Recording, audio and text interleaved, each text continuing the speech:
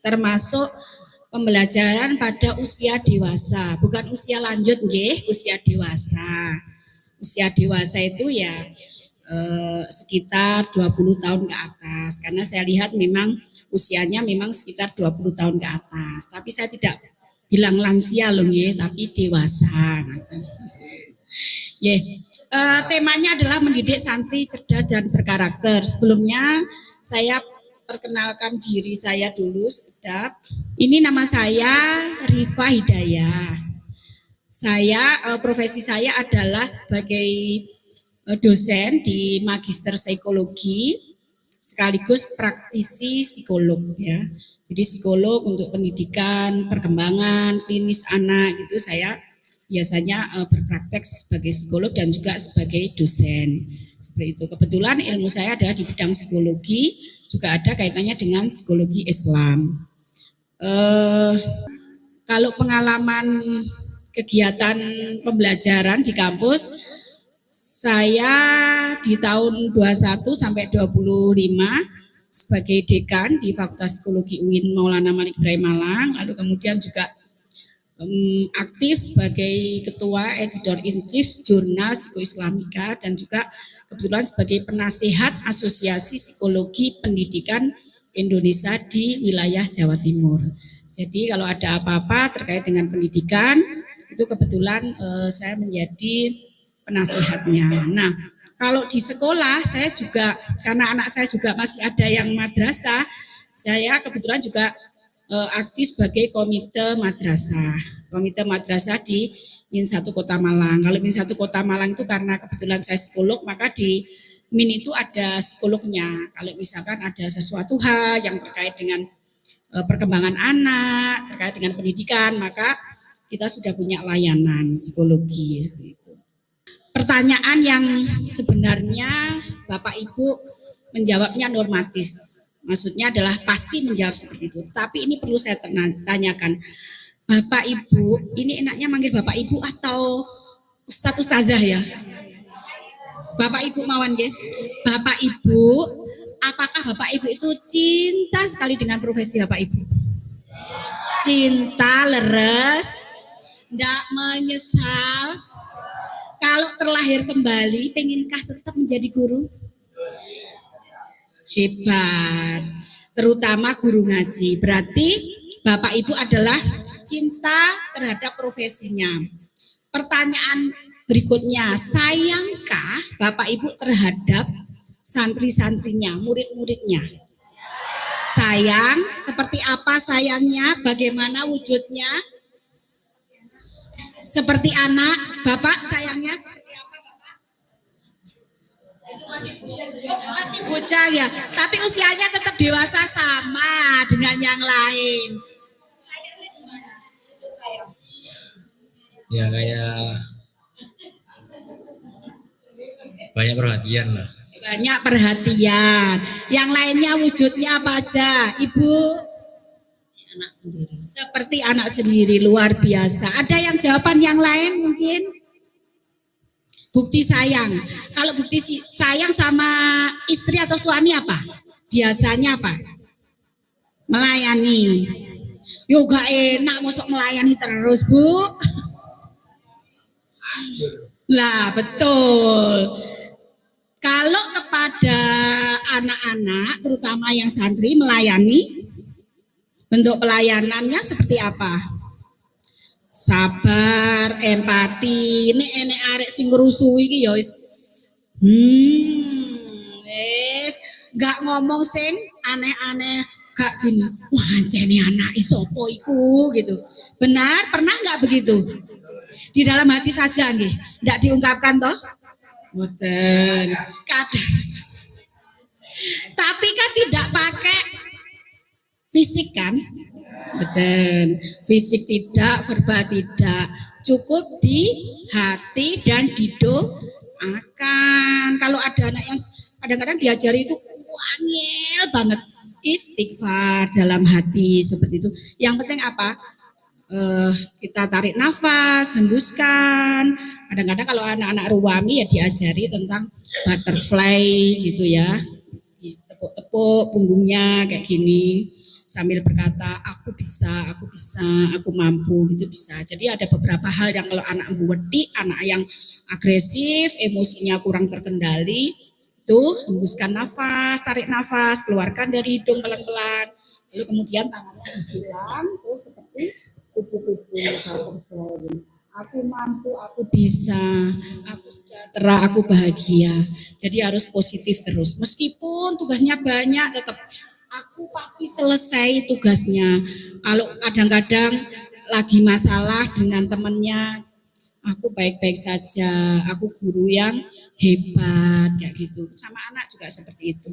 Itu salah satu tanda kita, salah satunya adalah rasa sayang. Nah, jika Bapak Ibu semuanya itu memilih profesi sebagai guru tadi memang benar. Kenapa? Kalau seperti yang dijelaskan sama Pak Yai Mujib, terus kemudian Pak Yai Fahrudin, yang lainnya itu benar bahwa mengajarkan Al-Quran adalah yang utama di dalam hidup. Jadi kalau tiket itu surga itu sudah ada. Jadi sudah punya tiket. Sebagaimana dalam hadis yang Bapak Ibu pasti sudah memahami, khairukum man ta'allamal Qur'an wa 'allamahu. Jadi sebaik-baik orang adalah yang mempelajari Al-Qur'an dan mengajarkannya. Kalau sudah yang seperti itu, tiketnya tinggal digunakan. Karena bagaimanapun juga kita yakini bahwa di dalam kehidupan ini kan sementara, akan ada kehidupan yang abadi. Nah, sedangkan Bapak Ibu semuanya itu sudah punya tiket yang akan digunakan nantinya. Nah, itu harus kita pegang. Jangan sampai kemudian tidak kita pegang. Kalau tidak kita pegang itu, kita ada masalah, tanggal siji kok gaji ini sakmene ya, enggak ada kenaikan. Terus kemudian sudah ini pancet saja itu. Kita kembalikan lagi gitu ya. Itu adalah salah satu berpikir positif agar semuanya menjadi baik-baik aja. Berikutnya juga ya dari Al-Mujadalah jelas bahwa Allah akan memberikan derajat yang paling tinggi kepada siapa? Orang-orang yang berilmu, derajat yang tinggi gitu. Nah, sekarang kita memahami perkembangan. Nah, ini tadi ya topiknya adalah bagaimana kita memahami perkembangan. Bapak Ibu mangertos mboten perkembangan itu nopo? Ya, tadi ada beberapa pertanyaan. Perkembangan itu apa, Bapak? Dalam hidup itu ada perkembangan, ada pertumbuhan, progres. Yang lainnya pola berpikir, pinter-pinter dan top Mas Santri ini. Yang lainnya proses perubahan ya top. Nanti kita selaraskan. Perkembangan itu apa? Ini saya ambilkan dari beberapa buku psikologi. Perkembangan itu adalah gerakan perubahan yang berlangsung sepanjang masa. Jadi seperti Bapak Ibu itu ya terus berkembang.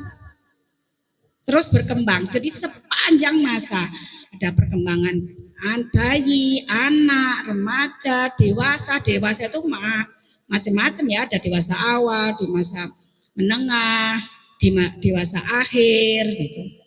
Itu namanya perkembangan itu terus menerus. Itu berbeda dengan pertumbuhan. Kalau pertumbuhan itu terkait dengan fisik. Contohnya tinggi, berat badan. Tuh, itu kalau pertumbuhan. Kalau perkembangan itu yaitu sepanjang masa dan lebih tinggi. Ada integritas, pemasakan dan proses belajar. Kalau pertumbuhan itu ukuran berat, fungsi fisik ya. Nah, ada beberapa faktor yang mempengaruhi perkembangan Bapak Ibu. Nanti kalau misalkan ada yang belum menikah, yang pengen menikah, nanti diperhatikan apa aja yang harus diperhatikan ketika ingin anaknya lahir dengan sangat baik, sesuai dengan tujuan. Sebenarnya di dalam Islam itu sudah ada ajaran ya, bagaimana cara memilih pasangan. Yang pertama adalah jelas, nomor satu adalah agama. Kenapa agama? Karena kalau orang memiliki pemikiran, pemahaman yang sama, itu jalannya akan mudah. Kalau yang satu jalannya sana, jalannya sini juga pasti akan bermasalah. Jangankan itu, agama yang sama tetapi organisasinya berbeda aja bisa masalah. Yang satunya senang melafalkan Al-Quran, suka istighosah, yang satunya bilang bid'ah. Nah, itu kan sudah berbeda dan menjadi apa? Konflik. Makanya kita harus memilih yang sekufu.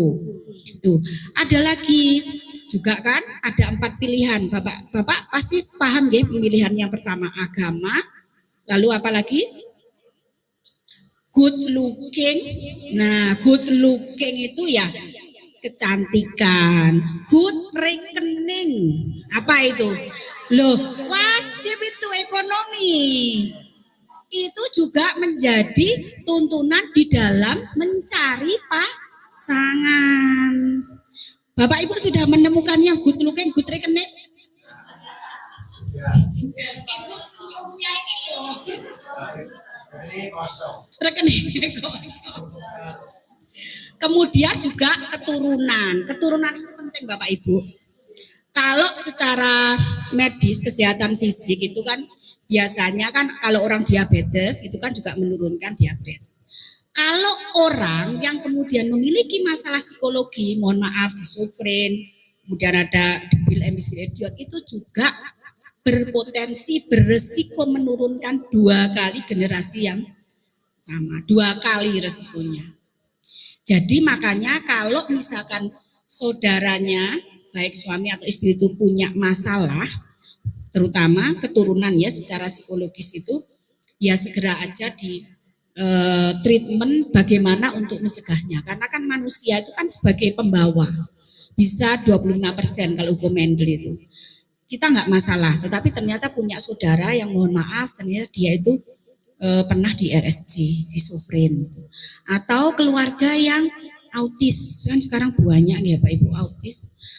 Biasanya mereka ya kadang-kadang ada yang ADHD itu hiperaktif lari ke sana, kalau disuruh ngaji itu nenekan jempalian kemana-mana, itu nggak bisa fokus kayak gitu. Ya itu perlu dilihat ya. Jadi nanti kalau mencari menantu kriterianya yaitu tadi secara Islam juga memerintahkan, menganjurkan 4 hal. Cuma yang terbaik adalah pilihlah berdasarkan agama. Udah 1 itu aja. Yang lainnya itu ikhtiar gitu ya. Karena kalau good rekening, good looking itu kan ya kalau dapat yo alhamdulillah kan. Bisa dicari berdua. Nggih Ibu. Kenapa Ibu? Oh iya, yang loman betul. Ayo. Wah. Ternyata uangnya banyak di Singetno. Waduh. Dientekno. Nek gak diwadahi terus dientekno kemana pertanyaannya? Kemana? Lah itu nggih. Makanya ibu-ibu ini harus pintar mengelola keuangan. Di mana kemana, jangan kemudian suaminya bawa uang yang banyak itu ndak dicek dari mana. Nah, hati-hati itu, jangan-jangan dari mana gitu. Kalau kemudian suami nggak punya uang gimana? Dibeli.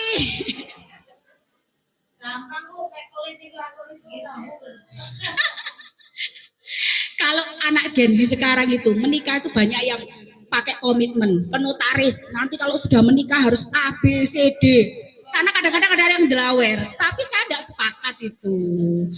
Maksudnya kalau seperti itu semuanya berdasarkan seperti itu kan berarti ya tuntunan agama yang kita penuhi ya belum dijalankan dengan baik. Kalau dijalankan dengan baik pasti uang suami, rezeki suami itu ada semua milik istri. Tapi kalau punya istri sendiri.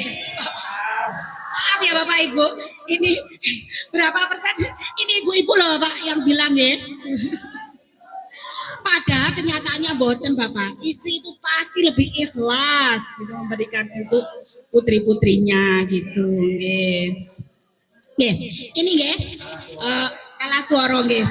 Jadi genetik itu termasuk segala sesuatu yang diturunkan, tetapi yang perlu diingat bahwa yang diturunkan itu adalah melalui germ cell. Maksudnya apa? Sesuatu yang telah dibawa sejak awal, sejak lahir itu yang diturunkan. Misalkan warna rambut, tinggi badan, kemudian bentuk warna kulit seperti itu. Tetapi segala sesuatu yang diperoleh orang tua di dalam lingkungan itu tidak bisa diturunkan secara otomatis. Contohnya, bapaknya polisi belum tentu putranya polisi, bapaknya guru belum tentu putranya guru. Itu adalah proses belajar, bukan sesuatu yang diturunkan secara otomatis. Jadi kalau ada anak yang tiba-tiba santri itu mbuwetik ya, nuwakal. Kita enggak ngomong, iya ancene anak iku wong iki, enggak bisa begitu. Karena sesuatu yang diturunkan itu adalah yang permanen sifatnya, bukan sesuatu yang diperoleh dari lingkungan. Terus kemudian jangan menganggap kalau orang itu menjadi orang yang hebat, orang yang dermawan mesti anaknya dermawan. Itu tidak otomatis. Kalau toh pun iya, itu berarti dibimbing, dilatih, didikan. Ngoten nggih. Kalau pingin anaknya itu menjadi baik ya, pendidikannya adalah dengan pola asuh yang demokratis. Berikan anak untuk memilih, tetapi orang tua tetap mendampingi. Jangan dijarno. Zaman saiki dijarno, dikasih HP tidak kita kontrol. Sing didelok tibake. Meskipun main game, ternyata game yang isinya kekerasan. Tiba-tiba ada anak memukul, ngomongnya itu sesuatu yang biasa. Kadang-kadang itu karena digital itu ngomong sesuatu itu seperti nggak ada beban, padahal itu ngomong yang tabu tapi biasa aja. Itu ya karena apa ya, salah satunya adalah karena apa yang ditonton oleh anak tanpa kita kontrol. Nggak boleh kemudian kita menyalahkan, termasuk guru juga harus mengontrol. Kalau guru sebenarnya durasi waktunya nggak terlalu lama kan dengan murid-murid, dengan siswa, tetapi yang paling lama adalah di rumah. Jangan kemudian biar anak diem kasih HP. Mau nonton apa nak? Kadang-kadang ada orang tua yang bilang begini, anakku iki mangan kalau tidak ada bumbunya itu enggak bisa. Bumbunya apa? Ternyata HP. Masya Allah, kasihan. Bagaimanapun juga sinyal di dalam HP itu memang tidak akan secara langsung, kemudian ketika ini langsung ya, tidak. Tetapi itu secara perlahan-lahan akan menggerus. Bahkan sudah ada penelitian otak seseorang yang ketika dia bermain gadget yang terlalu itu ada warna yang berbeda. Jadi pemain gadget itu ya seperti zat aditif. Karena apa? Dia akan terus menerus. Kalau bahasanya di psikologi itu ada yang OCD, obsesi compulsive disorder. Itu jadi perilaku mengulang terus. Dan itu secara berlebihan. Itu kan sangat berbahaya sekali. Ya, yang harus mengerem tidak hanya menjadi tanggung jawab Bapak Ibu sebagai guru, tetapi kerjasama dengan orang tua seperti itu. Kalau biologis non genetik misalkan proses lahir, nah ini ya, tadi genetik sudah dapat ya keturunan bagus, good looking, good reckoning, sudah kategori spiritualnya tinggi, gelarnya Gus, gelarnya Neng misalnya. Tapi ternyata proses non genetik ini tidak bagus. Proses melahirkannya kurang bagus, cara memperoleh anaknya juga kurang bagus. Kadang-kadang saya sering mendengar, tidak hanya sekali dua kali, ketika ada kasus datang ke psikolog, dan saya juga berpraktek sebagai psikolog, dia ngomong gini, ini loh Bu, saya itu kebobolan, saya itu tidak mau hamil, tapi dipaksa sama suami. Nah, seperti itu berarti di sini biologis terus genetiknya nggak bagus. Karena bagaimanapun juga, kalau di dalam hadis itu kita kembali ke Islam bahwa suami yang paling baik itu adalah yang paling baik pada istri, apalagi pada saat istrinya hamil. Tuh, karena di situ proses termasuk memberikan zat yang baik, kemudian proses modeling itu sangat dibutuhkan oleh anak. Terapi untuk misalkan anaknya dalam kandungan nanti diputarkan musik, mozaik, ditambah musik murotal Quran itu akan bagus. Tetapi itu harus sealiran dengan ibunya, jangan kemudian dituemplekno kon ngrungokne dhewe ndak, tapi ibu, jadi seirama dengan ibunya. Nah, tugasnya suami, tugasnya ayah adalah bagaimana memastikan ibunya sejahtera. Lahir dan batin. Sejahtera itu tidak harus duit nggih. Sejahtera itu tidak harus duit. Nggih, tidak harus duit, bener ya.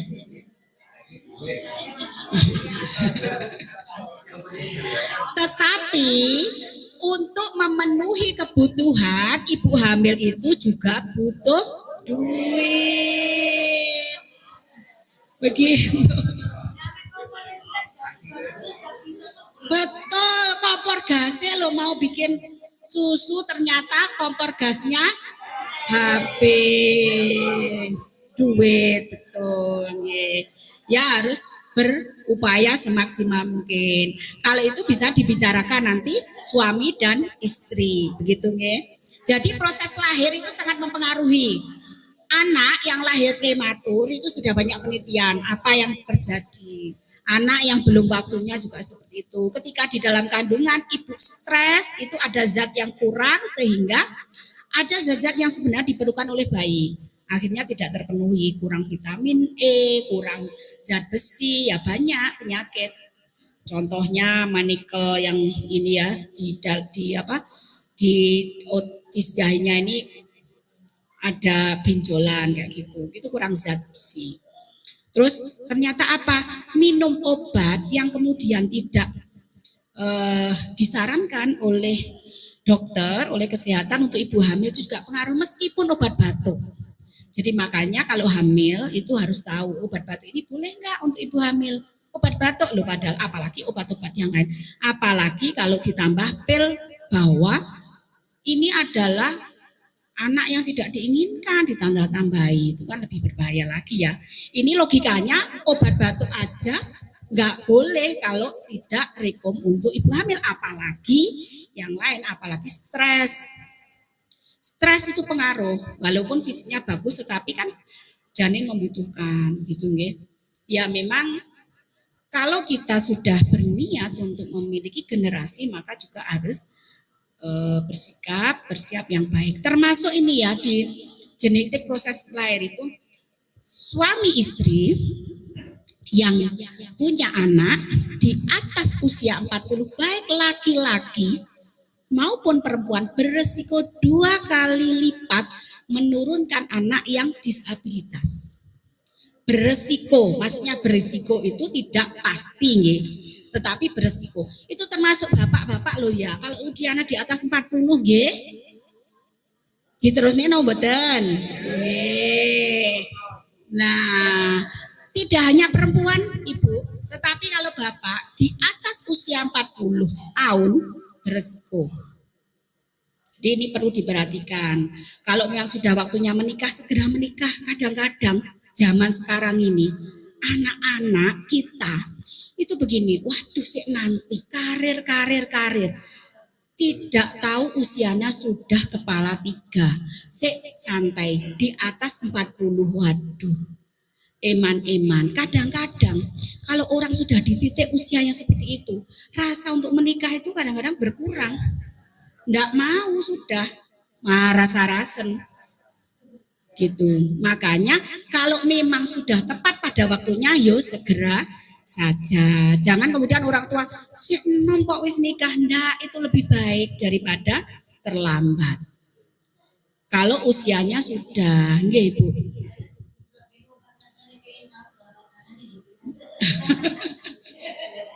Loh, ini fungsinya bersama dengan teman-teman. Siapa tahu temennya ada jago, temennya ada ini, begitu. Ya memang tidak, kalau sekarang lewat media online itu belum tentu nggih. Kalau yang enak itu ya langsung tahu. Apalagi kalau temannya, wah ya besanan gitu. Boleh. Itu ya lebih bagus.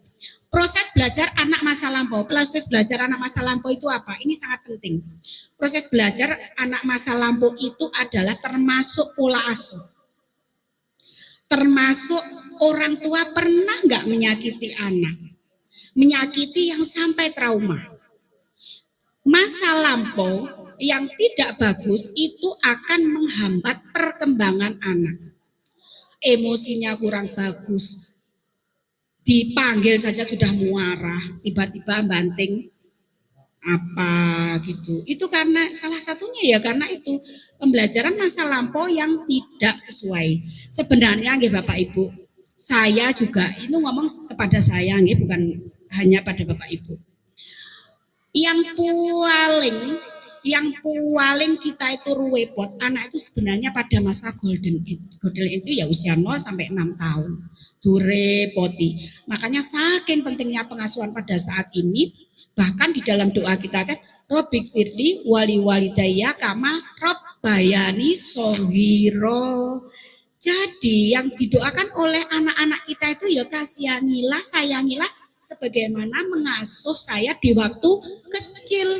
Kalau pada waktu kecil tidak pernah diasuh, diberikan pembantu, siapa yang akan didoakan? Ya, begitu nggih. Jadi di masa kecil, karena sebenarnya prosentase kita dengan anak itu tidak lama Ibu. Prosentase secara utuh. Usia 0 sampai 6 tahun itu bisa 100%. Nanti ketika SD 6 sampai 12 tahun berapa persen kita bisa hadir dengan anak? 80%. Nanti kalau sudah SMP, sudah SMA 60%, perguruan tinggi 40%. Setelah itu tinggal 20%, setelah itu 0%. Begitu anak sudah dewasa datang hanya ketika sakit. Jadi ternyata datang hanya pada saat sakit kayak gitu. Makanya eman-eman waktu itu. Sehingga kenapa di dalam proses perkembangan masa lampau itu sangat mempengaruhi. Profil anak agresif, profil anak di taman kanak-kanak itu dia nyun sewu bandel, profil anak yang percaya diri itu adalah gambaran apa yang diberikan oleh orang tua. Jadi kalau ada masalah dengan putra-putri di sekolah, di taman pendidikan, komunikasikanlah dengan orang tua. Jangan lalu kemudian hanya guru yang disalahkan. Tidak, karena itu ada proses di mana orang tua berkontribusi besar terhadap anak. Sangat besar ini prosentasenya. Jadi tadi bibit, bebet, bobot, kemudian masa lampau dan sosiopsikologis itu termasuk ya lingkungan, bagaimana orang tua memberikan perhatian terhadap anak, memberikan layanan terhadap keluarga, apakah dengan tulus atau tidak. Karena kalau kita lihat itu sebenarnya gaji dari ibu-ibu di rumah itu tidak akan pernah bisa dibayar oleh siapapun. Betul. Mulai mengasuh, merawat, apalagi kalau beban ganda. Sekaligus bekerja, sekaligus mengasuh, merawat. Nggih mboten Bapak nggih? Nggih mboten nggih? Setuju. Setuju katanya. Nah, perempuan itu kalau nggak masak ya nggak makan.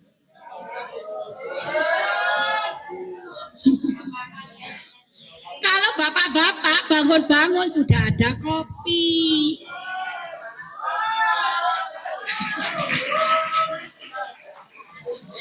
Larus nomboten. Makanya kita itu alhamdulillah diberikan kekuatan sama Allah biasanya lebih sehat. Karena Allah sayang lebih. Nah gitu. Gitu aja ibu-ibu, itu sebagai sugesti kita maksud saya. Jadi juga kita harus sehat, terutama sebagai perempuan. Bapak-bapak juga seperti itu sebagai pencari nafkah. Jadi harus berbagi peran di dalam rumah tangga. Ini kami melakukan penelitian tentang beban ganda peran seorang suami dan istri. Itu ada pertanyaan, memasak tugas siapa? Semua menjawab ibu, padahal kan bukan.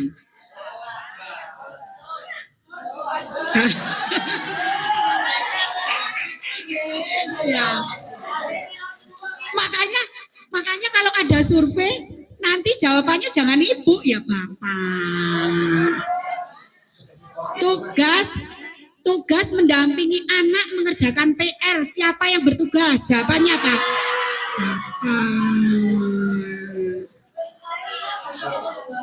Nah, ini jeritan hati seorang ibu. Nggih Pak Yai nggih, nanti disampaikan pada saat ceramah. Setuju. Sebenarnya yang paling bagus itu pengennya adalah berkomitmen.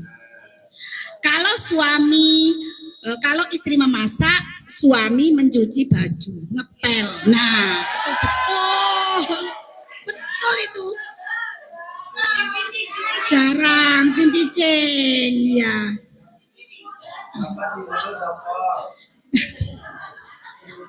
Sama-sama kuliah, masa ibu yang mengerjakan, bapaknya nggak mau mengerjakan tugas. Okay. Intinya adalah komitmen. Tidak akan harga diri itu runtuh ketika suami itu ngepel di rumah. Disampaikan, ini katanya Bu Rifa harus berkomitmen. Bapak Ibu ditulis 1, 2, 3. Saya masak, Bapak pegang sapu. Itu. Saya ngantarkan anak, Bapak jemput. Gitu. Okay. Tetapi kalau ibu punya sesuatu untuk sendiri gitu. Ya, kemudian ini ya termasuk sosio emosi. Jadi makanya termasuk tadi bagaimana perkembangan itu cari pasangan juga harus memahami budaya. Pasti harus memahami budaya. Jangan sampai budaya itu menjadi hal yang sangat membebani. Ada patriarki, ada matriarki ya. Patriarki kalau maternal itu biasanya ya kadang-kadang ya semua adalah perempuan. Perempuan itu harus melayani. Nah sekarang kayaknya enggak deh kalau sekarang. Kalau anak-anak Gen Z digitukan ya enggak mau sekarang. Udah lari. Enggak mau nggih. Bagaimana kita cara mendeteksi tumbuh kembang anak? Penting ya mendeteksi tumbuh kembang anak.